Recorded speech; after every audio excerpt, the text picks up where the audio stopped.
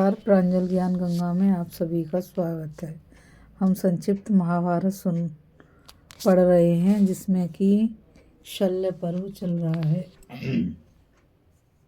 कल हमने कथा में भीम और दुर्योधन का भयंकर गदा युद्ध की कथा को पढ़ा था।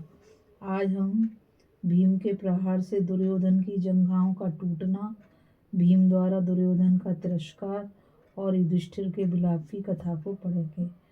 संजय कहते हैं, भगवान श्री कृष्ण की यह बात सुनकर अर्जुन भीमसेन के देखते देखते अपनी बाईं जंघा ठोकने लगे। भीम ने उनका संकेत समझ लिया। बाईं जंघा फिर वे गदा लिए अनेकों प्रकार के पैतरे बदलते हुए रणभूमि में विचरने लगे। उस समय शत्रु को चकमा देने के लिए वे दाएं बाएं तथा वक्र गति से घूम रहे थे। इसी तरह आपका पुत्र भी भीम को मार डालने की इच्छा से बड़ी फुर्ती के साथ तरह तरह की चालें दिखा रहा था। दोनों ही चंदन और अगर से चर्चित हुई अपनी भयंकर गदाएं घुमाते हुए आपस के बैर का अंत कर डालना चाहते थे। जब उनकी गदाएं टकराती तो आग की लपटें निकलने लगती थीं और उनसे वज्रपात के समान भयंकर आवाज़ होती थी। लड़ते लड़ते जब थक गए दोनों ही घड़ी और विश्राम करते और फिर गदा उठाकर एक दूसरे से भिड़ जाते। गदा के भयंकर प्रहार से दोनों के शरीर जर्जर हो रहे थे। दोनों ही खून में लथपथ थे। उन्हें देखकर ऐसा जान पड़ता था मानो हिमालय पर ढाक के तो वृक्ष फूले हुए हों। अर्जुन ने भीम को जो इशारा किया उसे दुर्योधन भी कुछ कुछ समझ गया, इसलिए वह सहसा उनके पास से दूर हट गया।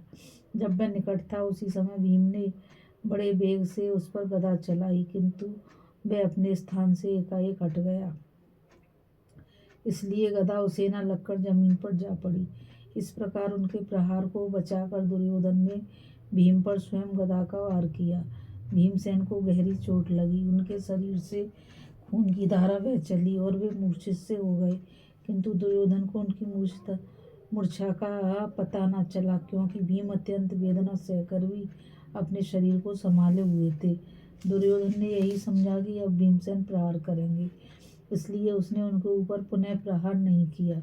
वह अपने बचाव की फिक्र में पड़ गया। थोड़ी ही देर में जब भीमसेन पूरी तरह संभल गए तो उन्होंने दुर्योधन पर बड़े वेग से आक्रमण किया। उन्हें क्रोध में भरकर आते देख दुर्योधन ने पुनः उनके प्रहार को व्यर्थ करने का विचार किया और अवस्थान नामक दाव खेल भीम को धोखे में डालने के लिए ऊपर उछलना चाहा। भीमसेन उसका मनोभाव ताड़ गए थे, इसलिए सिंह के समान गर्जना करके उसके ऊपर टूट पड़े।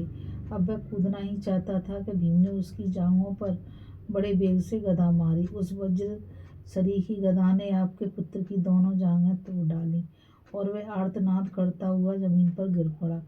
जो एक दिन संपूर्ण राजाओं का राजा था, उस वीरवर दुर्योधन के गिरते ही बड़े जोर की आंधी चली, बिजली कौंधने लगी, धूल की वर्षा शुरू हो गई तथा वृक्षों और पर्वतों सहित सारी पृथ्वी कांप उठी। धूल के साथ रक्त की भी वर्षा होने लगी। आकाश में यक्षों, राक्षसों तथा पिशाचों का कोलाहल सुनाई देने लगा। बहुत से हाथ पैरों वाले भयंकर कबड्ड नाचने लगे। कुओं और तालाबों में खून उफनाने लगा। नदियां अपने उद्गम की ओर बहने लगीं। स्त्रियों में पुरुष का और पुरुषों में स्त्रियों का सा भाव आ गया। इस तरह नाना प्रकार के अद्भुत उत्पात दिखाई देने लगे। देवता, गंधर्व, अप्सराएं, सिद्ध तथा चारण लोग आपके दोनों पुत्रों के अद्भुत संग्राम की चर्चा करते हुए जहाँ से आए थे वहीं चले गए।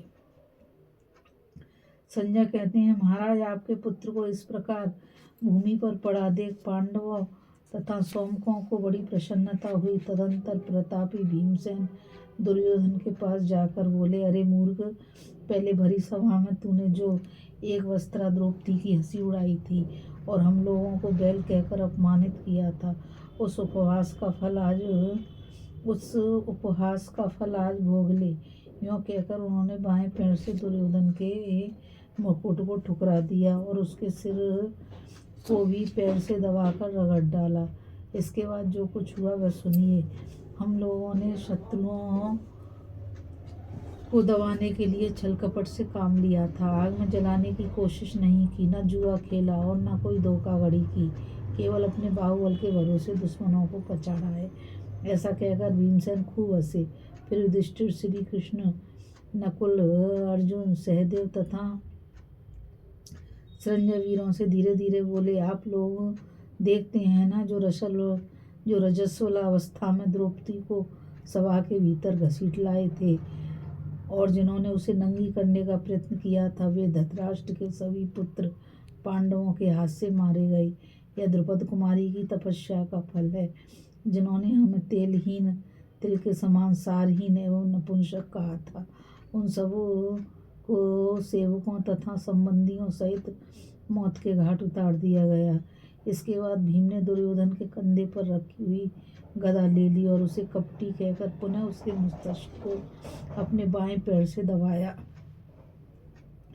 किंतु उनके इस बर्ताव को धर्मात्मा सौमकों ने पसंद नहीं किया। उस समय धर्मराज युधिष्ठिर ने भी उनसे कहा, भैया भीम, तुमने अपने बैर का बदला ले लिया, तुम्हारी प्रतिज्ञा भी पूरी हो गई, अब शांत हो जाओ। दुर्योधन के मस्तिष्क को पैर से न ठुकराओ, धर्म का उल्लंघन न करो। एक दिन यह 11 अक्षौणी सेना का स्वामी था, कौरवों का राजा था, अपना कुटुंबी रहा है, अतः पैर से इसका स्पर्श नहीं करना चाहिए। इसके भाई और मंत्री मारे गए, सेना भी नष्ट हो गई और स्वयं भी युद्ध में मारा गया, अतः यह सब प्रकार से सोचनीय दया का पात्र है। इसकी हंसी नहीं उड़ानी चाहिए। सोचो तो, इसकी संतानें नष्ट हो गईं, अब इसे पिंड देने वाला भी कोई न रहा। इसके सिवा अपना भाई तो है भीम, क्या इसके साथ यह बर्ताव उचित लगता है तुम्हें? इसे पैरों से ठुकराकर तुमने न्याय नहीं किया भीमसेन, तुम्हें तो लोग धार्मिक बताते हैं, फिर तुम क्यों राजा का अपमान करते हो? भीमसेन से ऐसा कहकर युधिष्ठिर दुर्योधन के निकट गए और बहुत दुख प्रकट करते हुए गदगद कंठ से बोले, तात, तुम हम लोगों पर क्रोध न करना, अपने लिए भी शोक न करना, क्योंकि सब प्राणियों को अपने पूर्व जन्म किए हुए कर्मों का भयंकर परिणाम भोगना पड़ता है। तुमने अपने ही अपराध से इतना बड़ा संकट मोल ले लिया। लोभ, मद और मूर्खता के कारण मित्रों, भाइयों, चाचाओं, पुत्रों तथा पुत्रों को मरवा कर अंत में तुम स्वयं भी मौत के मुख में जा पड़े। तुम्हारे ही अपराध से हमें तुम्हारे महारथी भाइयों तथा अन्य कुटुंबियों का वध करना पड़ा। दुर्योधन, वास्तव में प्रारब्ध को कोई नहीं टाल सकता। भैया, तुमने अपने आत्मा के कल्याण के विषय में शोक नहीं तुम्हें अपने आत्मा के कल्याण के विषय में शोक नहीं करना चाहिए। तुम्हारी मृत्यु इतनी उत्तम हुई है जिसकी दूसरे लोग इच्छा करते हैं। इस समय तो हम ही लोग इस तरह से शोक के योग्य हो गए, क्योंकि अब हमें अपने प्यारे बंधुओं के वियोग में बड़े दुख के साथ जीवन व्यतीत करना होगा। भैया, जब भाइयों, पुत्रों और पुत्रों की विधवा स्त्रियां शोक में डूबी हुई हमारे सामने आएंगी, उस समय हम कैसे उनकी ओर देख सकेंगे? राजन, तुमने तो अकेले स्वर्ग की राह ली है, निश्चय ही तुम्हें स्वर्ग में स्थान मिलेगा। यह कहकर धर्मपुत्र युधिष्ठिर शोक से आतुर हो गए और लंबी लंबी सांसें भरते हुए देर तक विलाप करते रहे। इस कथा में बस इतना ही। अभी हम कथा में भीम के प्रहार से दुर्योधन की जंघाओं का टूटना, भीम द्वारा दुर्योधन का तिरस्कार और युधिष्ठिर के विलाप करने की कथा को पढ़ रहे थे। अब हम आगे कथा में क्रोध में भरे हुए बलराम को श्री कृष्ण का समझाना और युधिष्ठिर के साथ श्री कृष्ण तथा भीमसेन की बातचीत, इस कथा में बस इतना ही। मुझ गीता रावत को आज्ञा दीजिए, कल फिर मिलेंगे एक नई कथा के साथ। और मैं आप सभी से यही कहना चाहूँगी कि इस चैनल को ज़्यादा से ज़्यादा लाइक, शेयर और सब्सक्राइब कीजिए, क्योंकि ये आप सभी के सहयोग से कथा आगे बढ़ेगी। इस कथा में बस इतना ही। राधे राधे, जय श्री कृष्णा, नमस्कार।